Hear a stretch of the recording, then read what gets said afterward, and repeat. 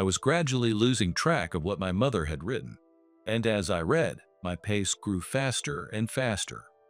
Over time, even her handwriting became Messier, and one day, the pages were suddenly blank again. When I finished reading, I was so shocked that my hands were trembling. "All right, David, I'm heading out now," Hannah called out as she opened the living room door slightly. "Okay, don't stay out too late." "I'll be fine. I'm not drinking or anything." With that, my sister left the house. It was the start of the new year, and she was heading to her middle school reunion. Even though Hannah is already 23, I watched the door like I had just sent a little child out on their first errand. "I'm David, 33 years old. I run a bakery here in our hometown." Hannah hadn't attended reunions or gatherings like this in a long time. For years, she had shut herself off from the world. But ever since I opened the shop a few years back and she started baking her specialty bread, her smile had gradually returned. This year, after much thought, she decided to go to the reunion. It was the New Year holiday, and the shop was closed until today. Taking advantage of that, I had a beer in the evening, sprawled out on the couch, and at some point must have fallen asleep while watching a movie. Suddenly, I heard the front door slam shut. "Hannah?" Thinking that quite a bit of time must have passed, I checked the clock, but not even an hour had gone by since she left. The reunion was being held at a hotel in town. Even accounting for the round trip, only about 30 minutes should have passed. "Anna?" Her shoes had been left in the entryway. I went upstairs and entered her room. "What happened?" "The lights were off." "It's okay. Don't come in, please, David." "What's wrong? What happened?" Hearing Hannah's voice, crying and shouting, I turned on the light and pulled back her blanket, and then I was at a complete loss for words. "What is this?" I brushed her hair away from her tear-streaked cheeks.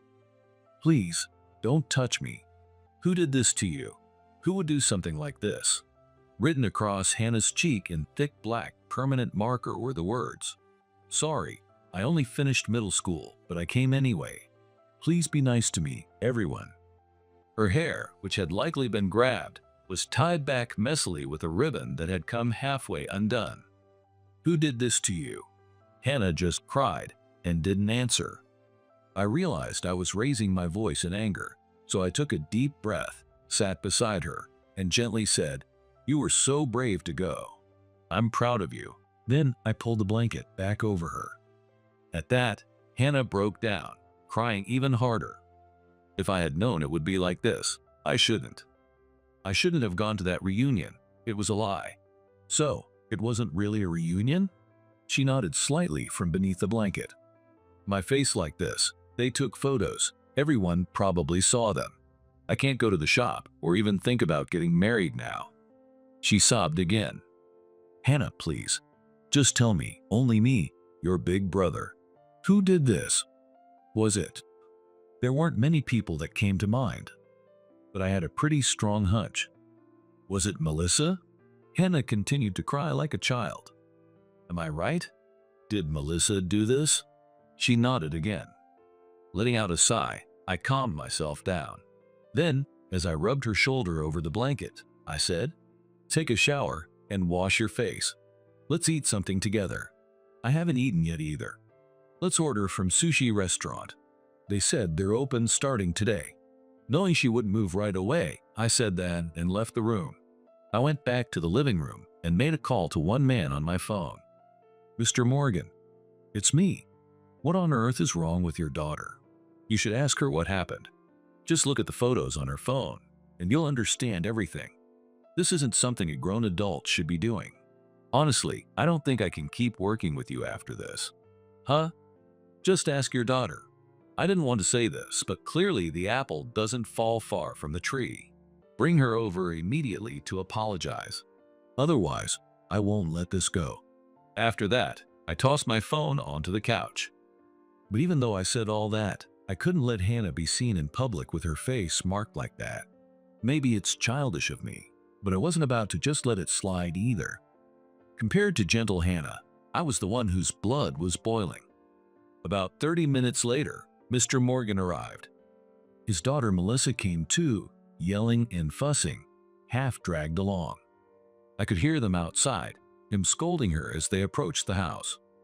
I opened the front door and sat on the stairs, watching them. There was no way I was letting them inside. Seeing me, Mr. Morgan hurriedly dropped to his knees on the entryway floor and bowed deeply, saying, "I'm truly, truly sorry," while pulling Melissa's arm and yelling, "You apologize too. That hurts," Melissa complained as she sat down with a sullen face.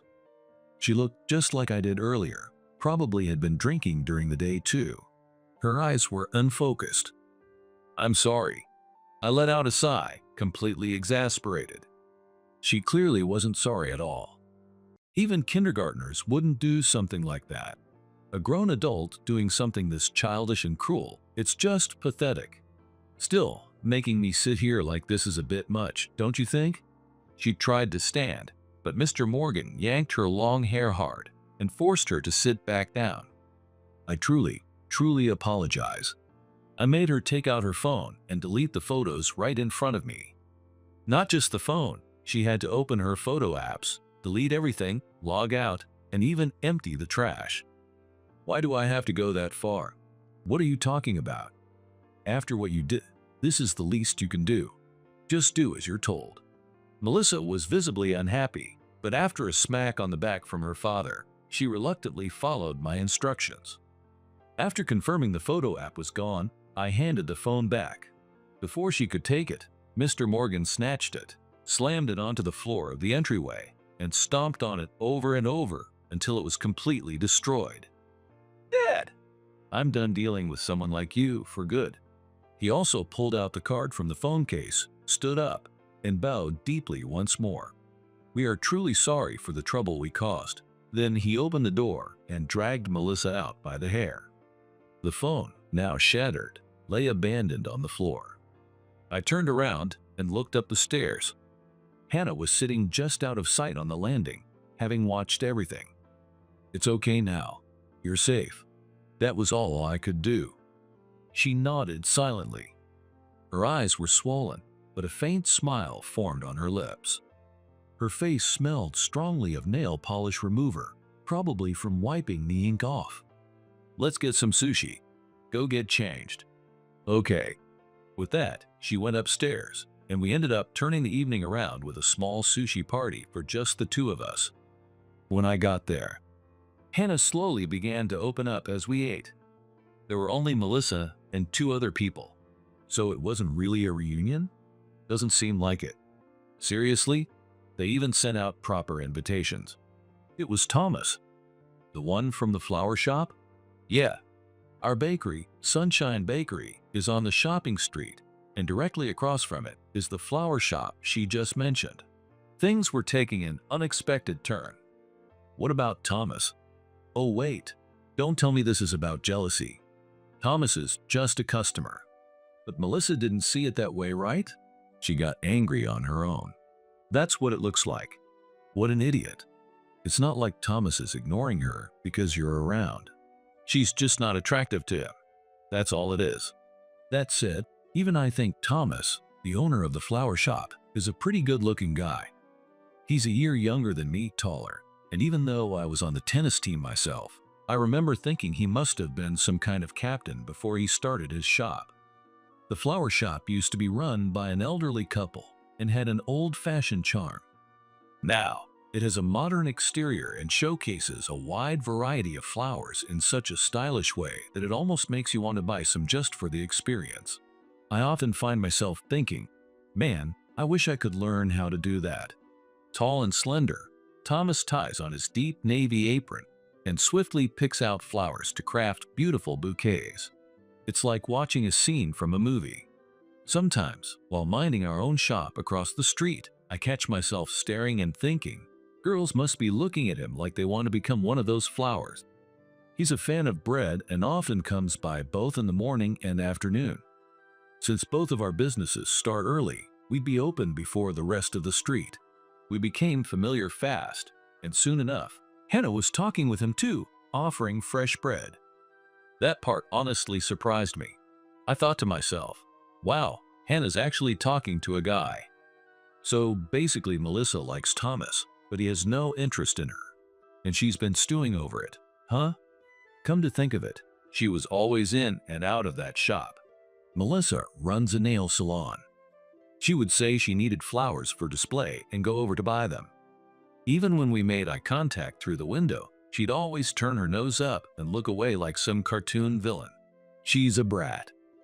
But don't worry, she had been drinking a fair bit, so she probably didn't have the clarity to send anything.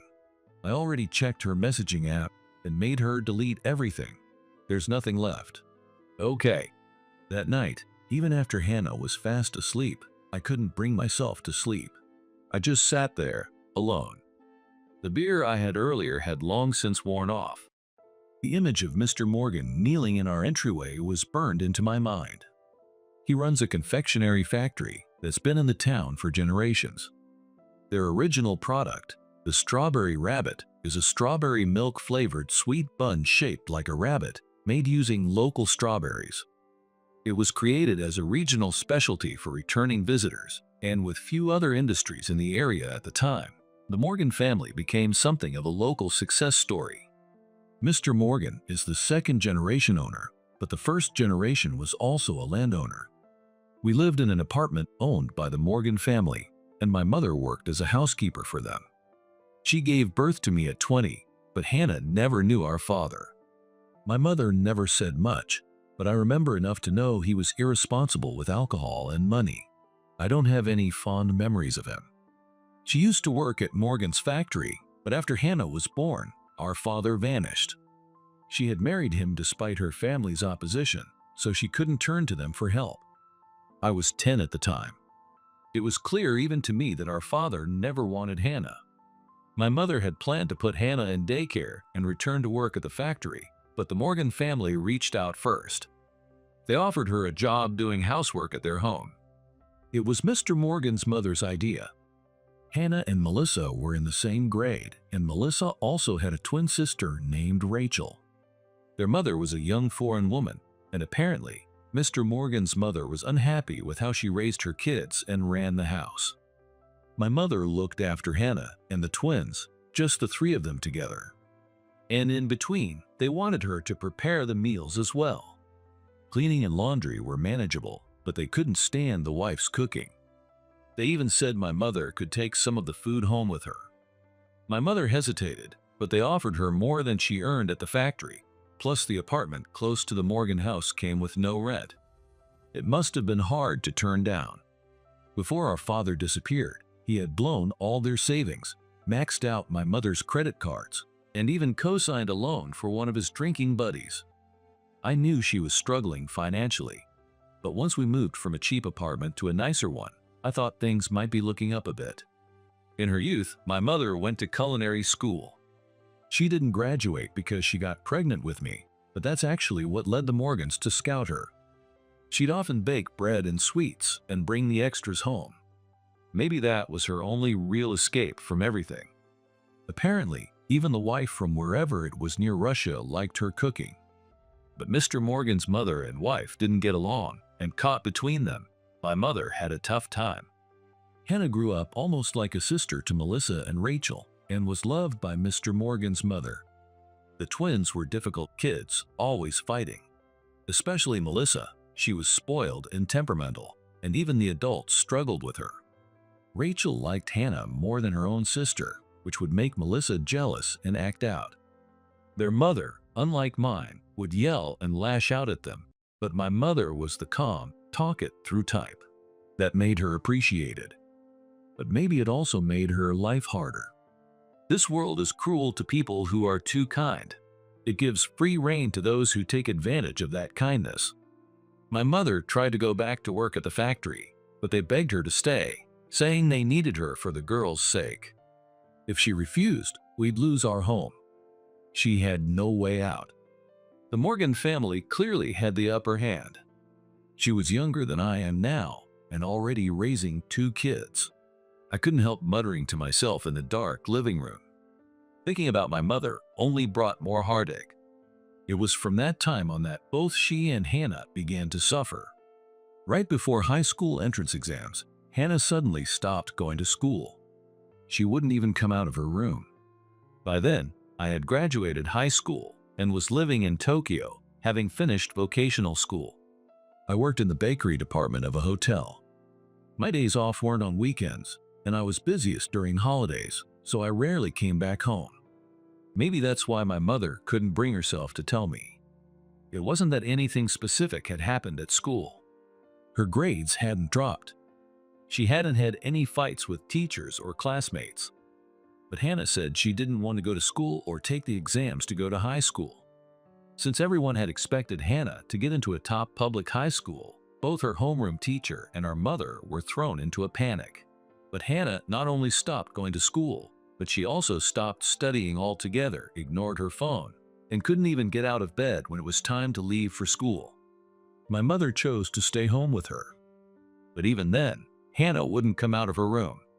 By the time I heard what was going on, the exams had already ended. If you had told me sooner, I could have taken some time off and come back. My mother had no words in response to what I said. Both she and Hannah had lost weight. And once the entrance exams were over, all she could do was repeat a grade. Now that I look back on it, losing a year at that age isn't the end of the world. But back then, the fact that my brilliant little sister not only failed her exams, but didn't even take them, that was a big deal. I chose not to say anything or ask any questions. Instead, I pulled out the bread I'd brought back with me. This one's good, right? It's our most popular bread right now. Her lips curved ever so slightly as she slowly took a bite. I poured her a cup of her favorite milk tea, and we shared a quiet moment together. If you don't want to go to school, then don't. You've already technically graduated. High school isn't mandatory anyway, but let's find something fun to do instead. If you don't want to be around friends, it's fine to stay home. Just promise me you'll throw yourself into something you want to do. If you need money, I'll help you. If there's something you want, I'll get it for you. I didn't know if saying something like that was the right thing or not, but I just wanted to get her out of bed. If she kept living like she was only breathing and nothing more, life itself would start to lose meaning. Still, I couldn't just drag her to a hospital, and so we continued tiptoeing around her as if she were made of glass for 2 years. Why don't you come to Tokyo? She looked startled when I said that during a rare visit home. It might help you feel better, so just stay in Tokyo for a little while. But where would I live? If you're coming out, I'll rent an apartment. Because I worked in bakery production and had to be up early, I was living in the hotel dorms. But if Hannah was willing to try something new, even a little, I thought it might do her good to experience a different world. Staying home with our mother all the time may have felt safe, but I could tell the pressure was building on both of them. The air in that house was just too heavy. My mother had gone back to working at the factory, and Hannah had started helping with housework. David, what is it? You can say anything, you know that. I thought she was going to talk about moving to Tokyo, but her words were unexpected, and yet very typical of our family. An oven. I want to try baking bread too. Oh yeah? That's great. If you move to Tokyo, I'll buy you one after we settle in. If you stay here, you can bake with Mom. Okay, I'll think about it. Call me anytime, all right? Got it? Yeah. When she nodded, I had a feeling this might really work. Our mother was supportive of the idea of a change in environment too, so I started looking for places online. I was getting serious about it. That moment, Back in the living room, alone on the sofa again, I murmured to myself. But when exactly was that moment? How far back would we have to go for our family to have taken a different path? I couldn't figure it out, and no more words came to me. Next day, we opened the shop like nothing had happened. Hannah always woke up early and got ready properly. Since starting the bakery, she hadn't once skipped a day. Between the two of us, I was the one who slept in. Did you sleep okay? Yeah. Liar. Hey, but I'm fine. When I'm baking, I forget everything. And these are for the customers.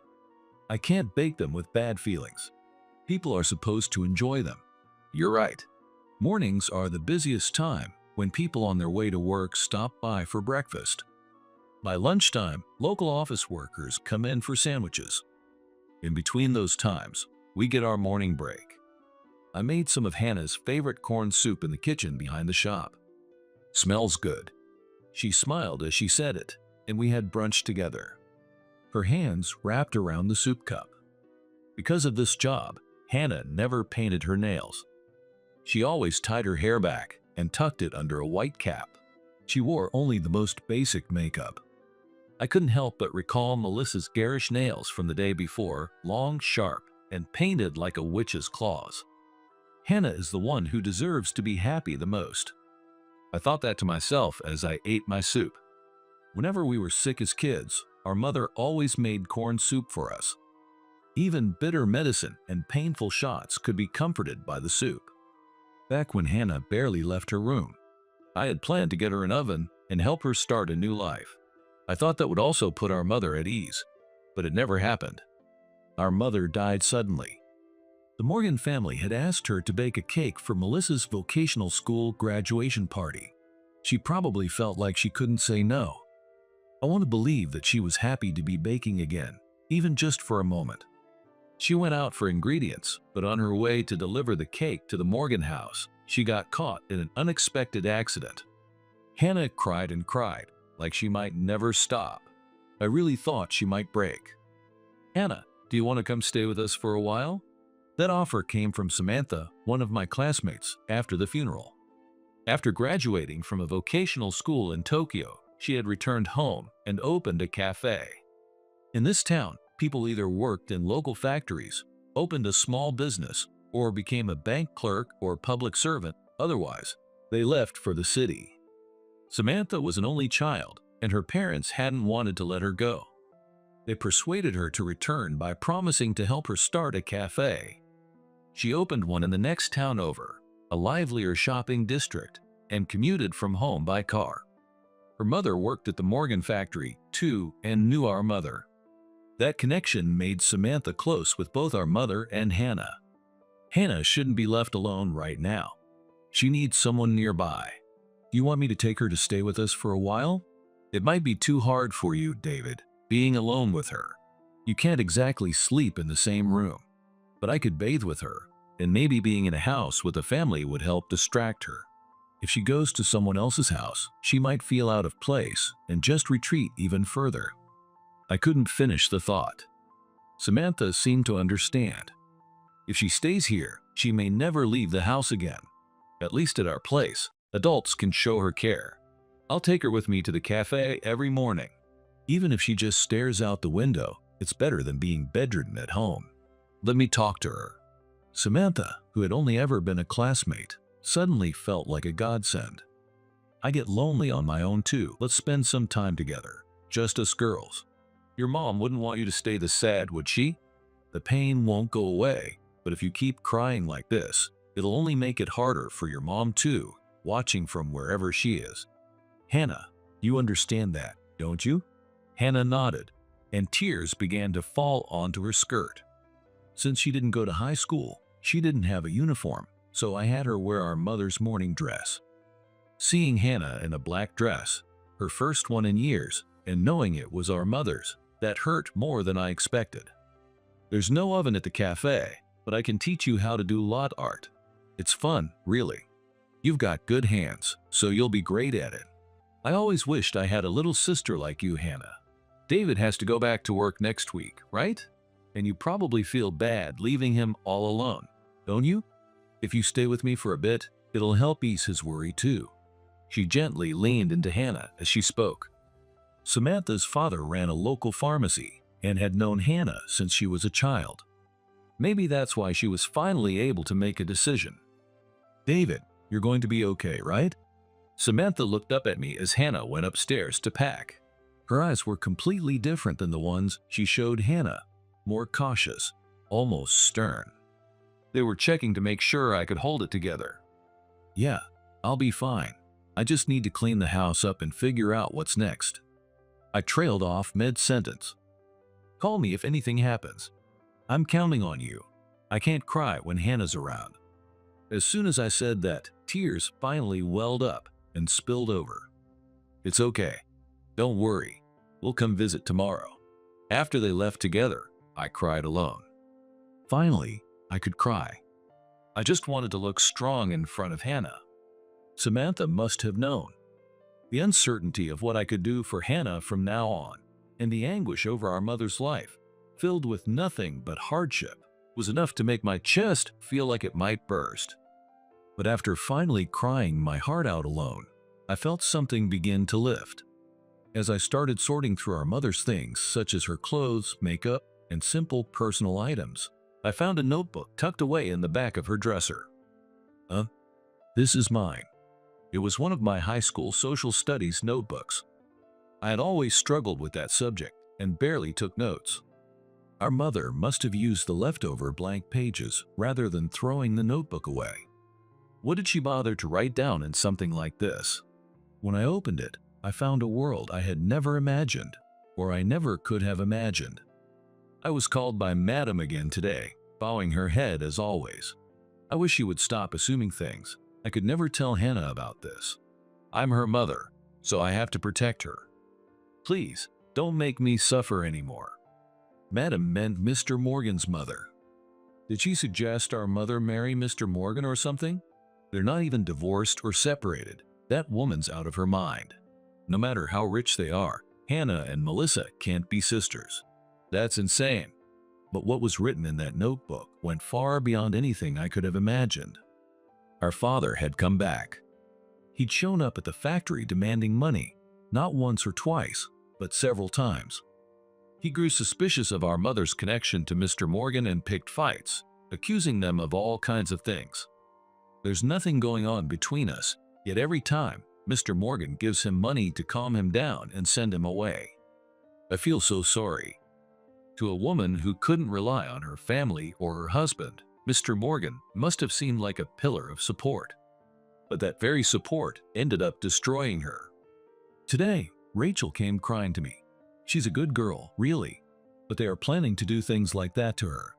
This family is truly terrifying. Mr. Morgan says he's preparing an apartment and a job in Silver Creek. If Hannah passes the private school entrance exam, we're to live there. That way, I can finally escape from my husband. He said he would cover tuition too. Then we can all pretend this never happened and make a fresh start. A fresh start? For us? Has he even considered how Hannah will feel? I read faster and faster, unable to comprehend the full meaning of our mother's words. Even her handwriting gradually broke down, and eventually, the pages went blank. By the time I reached the end, my hands were shaking. Hannah! Hannah was forced to take the entrance exam in place of Melissa's older sister, Rachel, for the school Rachel had hoped to attend. Cornered by our father and offered what must have seemed like a way out, our mother couldn't bring herself to refuse the Morgan family's request. I want Hannah to go to a good school. Maybe then she could escape this life of poverty. I don't want her to end up like me, a woman with no education. I want her to become a respected member of society. It seems it was Mr. Morgan who explained it all to Hannah. It was a request she should never have been asked to fulfill from someone who had always helped our family. After that, both Rachel, who had once been a close friend, and Mr. Morgan's mother, who had always adored her, directly asked her. Knowing all that her mother had endured, Hannah felt cornered and overwhelmed. That year, due to a pandemic, some entrance exams were held online. Hannah had planned to attend a local public school for financial reasons, but when our mother told her not to worry about tuition, she threw herself into studying. Rachel wasn't a poor student. Compared to Melissa, she was actually more of an honors student. But she still wasn't quite at Hannah's level, and her academic performance was just shy of meeting the standards for her top choice school. And so, a desperate 15-year-old and her equally desperate family resorted to the unthinkable, having someone else take the exam in her place. Hannah must have been horrified. But she and Rachel looked remarkably alike. Straight shoulder-length hair, similar height and build. Melissa was shorter, with frizzy hair and a rounder figure. People often mistook Rachel and Hannah for sisters.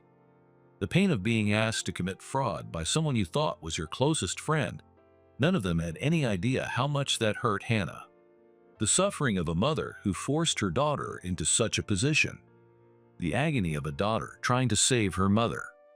And I, unaware of it all, had been living in Tokyo, proud of how well I was adjusting to society. Rachel had astigmatism and wore glasses during class. They used a photo of her in glasses on the exam ticket. On test day, Hannah wore fake glasses and a mask and took the exam from Rachel's room. Even amid her inner turmoil and fear, Hannah did her best. And she got the result they wanted. But afterward, she was consumed by guilt and anxiety. She couldn't go to school.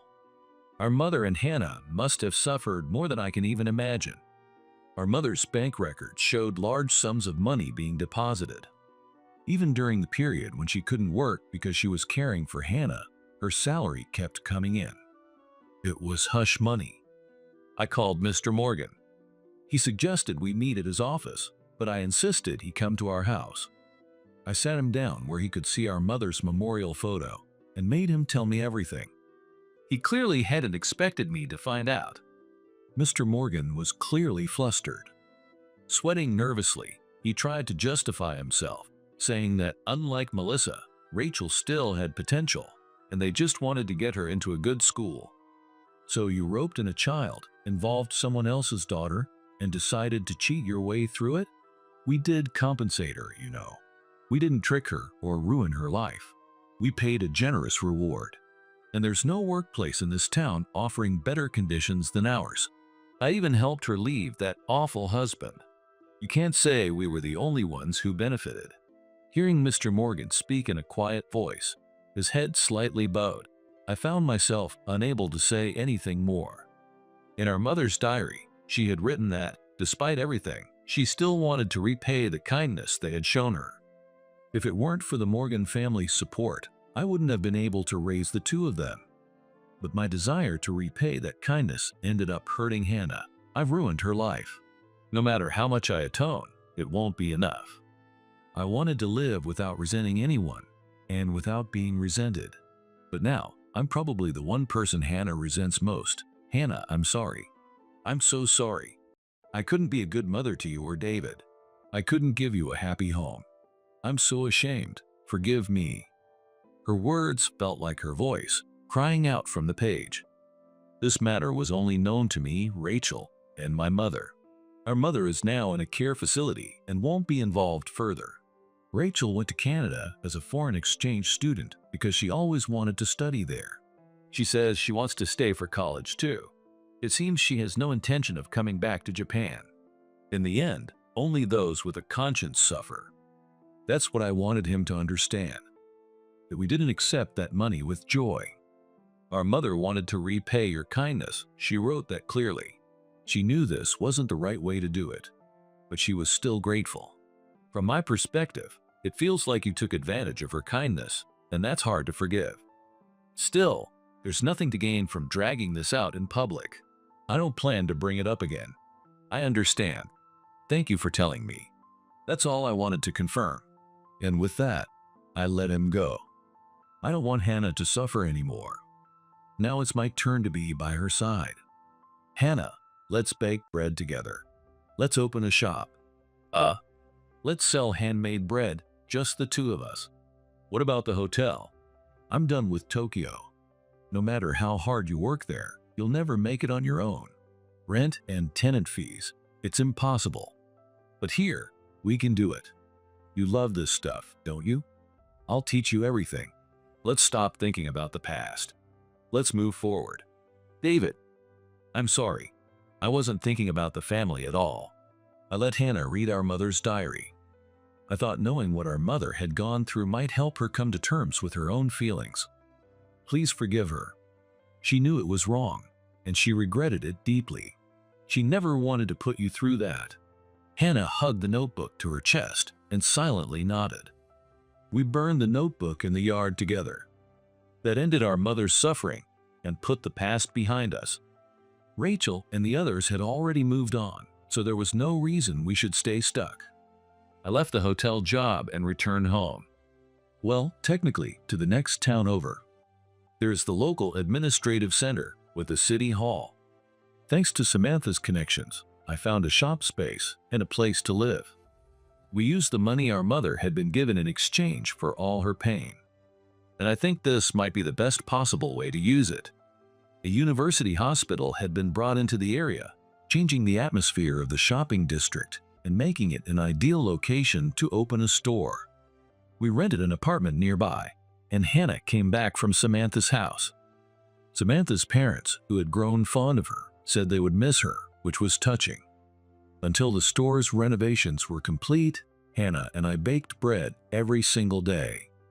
We experimented together with daily offerings, special promotions, and seasonal items, tasting and brainstorming as we went. Hannah, with her talent for drawing, created cute handwritten price tags and even designed a mascot duo named Sun and Shine, which we printed on our signboards and paper bags.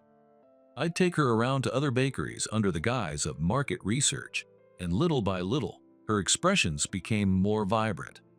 Mom said it was always her dream to open a bakery. Hannah said that as we stood in the shop before the grand opening. She'd be happy, I'm sure. Let's do our best. Yeah. Since Hannah wasn't confident in dealing with customers, I worked the front of the shop. But when moms came in with their kids from the nearby kindergarten, I let her take over. She always said she lacked confidence, but once she started doing something, she was capable of anything. She just needed to believe in herself. Right across from our shop was Thomas's flower studio, and next to that, Samantha's cafe. Until our bakery opened, Samantha served samples of our bread to her customers and helped promote our opening. We'd been slowly rebuilding, trying to find our place in society again. And then Melissa had to come and ruin it all. I was in the back, making sandwiches for the lunch rush, and my blood was boiling. Melissa had no idea about that disgraceful incident. To her, we were still the poor kids from the family her parents had helped. But 2 years ago, Morgan Confectionery had been exposed by a whistleblower for using improper ingredients and maintaining unsanitary conditions. Their reputation crumbled. The whole country heard about it, and our small town was dragged into the spotlight for all the wrong reasons. Still, many people expressed sadness over losing the product. I remember the image of those pink strawberry bunny sweets being stomped on by angry customers in front of the factory. Was it the right choice for them to hire my mother just for the sake of those twins? I still don't know. But the truth remains that we were saved because of that. And our mother knew that fact all too well. I still hear the words she wrote in her diary. I just wanted to live without resenting anyone, and without being resented by anyone. Those words haunted me. So I went to speak with Mr. Morgan and decided to bring Morgan Confectionery under our wing to preserve the Strawberry Rabbit brand. He was a broken man by then, and when he visited us after our mother's death, he bowed even deeper than before. The products remained, the factory remained, and Mr. Morgan, now in a subordinate role, kept his title. I purged the corrupt employees and worked hard to rebuild through better training and stricter oversight. Maybe I'm too soft, but I didn't think living my life blaming them would help Hannah in any way. I had no intention of holding anything over anyone's head, but Melissa's pride clearly wouldn't allow it, and she wouldn't even crack a smile when she saw us. Even though Hannah was her childhood friend, she acted completely indifferent, and it was honestly infuriating. I had seen Hannah playing happily with the Morgan twins many times. But in the end, she not only lost Rachel, who had been like a sister to her, but also missed the chance to make new friends in high school. Geez, David, you're sighing like an old man right in front of the store. Hannah scolded me, carrying out a tray of freshly baked bread for the lunch crowd. Oh yeah, sorry. Welcome. Good afternoon. It was Thomas. He had this glow about him like some guys just have an aura. Even if he ran a flower shop, he really was a man with flowers. Here, this is for you. He handed over a small arrangement. What's this? A New Year's greeting. I made it with scentless flowers, so it wouldn't interfere with the smell of your bread. Always so thoughtful. It's adorable. I love tulips. Thank you so much. Happy New Year. Hannah bowed politely and helped him choose some bread while chatting with him. Maybe the only way to shut Melissa up for good is if these two end up together. I couldn't help but think it. Thomas, we've got soup. Why don't you have some here? Hannah looked at me, wide-eyed. We had a two-seater table set up, so customers could eat on the spot. You like corn soup, right? I made it. Take it as a New Year's treat. David, don't serve him leftover soup. That's rude. Hannah looked at me in exasperation. I'm heading to Samantha's. I forgot she asked for something. I grabbed a bag of 5 donuts and stepped out. Samantha handed me a fresh Americano over the counter, glancing back and forth between me and the donuts. What? Nothing. She smiled knowingly. She must have seen something through our bakery window. Well, I think it's great. Thomas is a good guy. He is honest with people, serious about his work, and totally unpretentious. He's fun to talk to, too. Even though she'd known him longer than I had, I'd never heard her speak about him like that. You're really talking him up. Because he's worth it. What? You don't want me to praise him? Isn't that what you're hoping for? If he were some sketchy guy, that'd be a big problem, wouldn't it? Well, yeah, I guess. At this rate, when Hannah gets married, you're going to bawl your eyes out like a baby in front of everyone.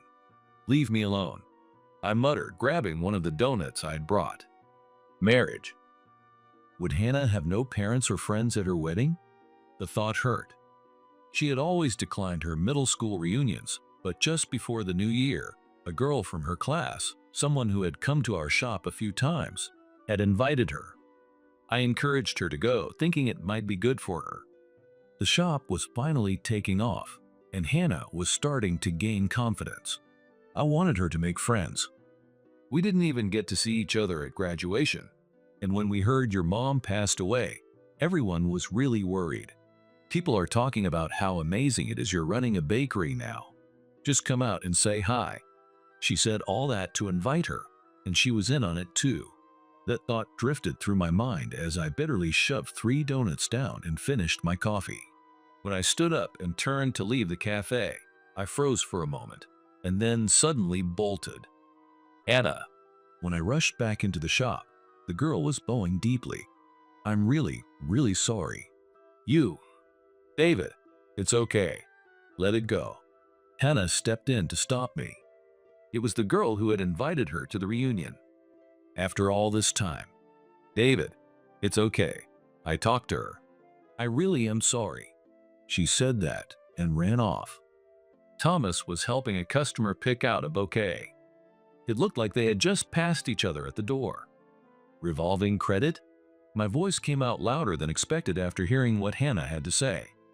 Yeah, she didn't understand how it worked and ended up buying a bunch of stuff. The payments got out of control. Melissa helped her cover it and then threatened to tell her parents if she didn't do what she said. What a piece of work, that Melissa. But wasn't there one more person involved? Yeah, she wanted to come apologize too, but she's in the hospital now. Was it an accident? No, nothing like that. She's on bed rest in the maternity ward. What? So her parents found out too, right? Which means Melissa couldn't threaten her anymore. That friend from earlier said once that happened, she finally had the courage to come clean with her parents too. They were furious, but agreed to pay everything off in one lump sum. She said afterward, she realized how ridiculous it all was, letting Melissa control her like that. She sent me a message saying she'll come apologize properly once she's discharged. I see. And you know, after you deleted Melissa's messaging app account that day, everyone else decided to cut ties with her too. Feels good, doesn't it? Let's make this year a good one for us too. With Thomas's flowers in the background, Hannah gave me a warm smile and nodded. That year, which had started in chaos, passed in the blink of an eye, and I ended up getting engaged to Samantha. We're set to marry next spring. When I joked that I couldn't get married until Hannah did, she gave me a look of disbelief. You can't use me as an excuse.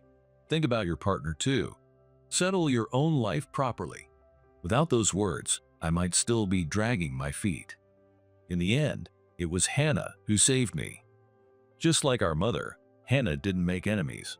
Slowly, our old classmates started dropping by the bakery. To my surprise, even Rachel sent a letter. She thanked Hannah repeatedly, saying she owed who she was now to her. But she also wrote about how much she regretted losing such a precious childhood friend because of her own selfishness. Yeah, I guess it'd be hard to act like nothing happened. But I've moved on. If I'd gone to that school like they planned, I don't think I would have ended up baking bread. I probably would have just gone to some university and taken a job somewhere. Back then, I only ever thought about getting into a good company so I could support Mom. That was my whole goal. So I've decided not to dwell on the past anymore. You're right. If she hadn't started working at the bakery, she never would have met Thomas either. Of course, I'd never say that out loud, but it was true.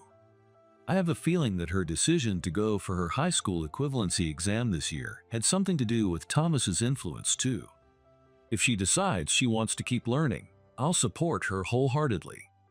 One day, Melissa's nail salon closed without warning.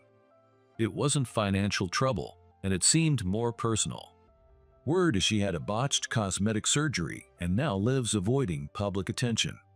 Serves her right for what she did to Hannah.